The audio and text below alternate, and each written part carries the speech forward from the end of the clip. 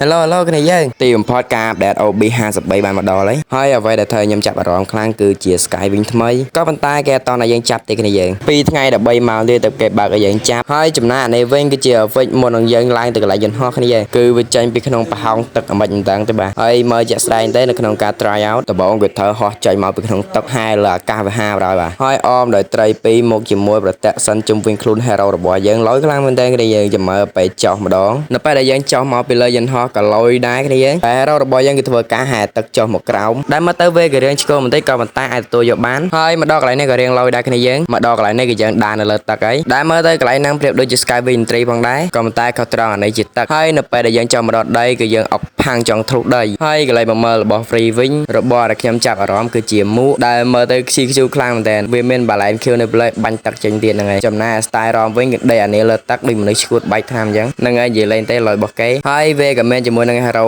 free ផងដែរដែល hero ចេញថ្មី hero ហ្នឹង skill របស់វាគឺចាប់មនុស្សដូចជា mode អញ្ចឹងខ្ញុំដឹងមូលហេតុដែលគេដាក់អញ្ចឹងមកដើម្បីកុំឲ្យមនុស្សយើងលេង mode ពេកៗហ្នឹងហើយគ្នាយើងអញ្ចឹងគេដាក់ hero mode មកបណ្ដោយហើយគ្នាយើងលេង mode គួរយកខ្លះហើយគួរកាត់បន្ថយទៅបាទអូខេមានតែប៉ុណ្្នឹងទេជំរាបសួរបាយបាយ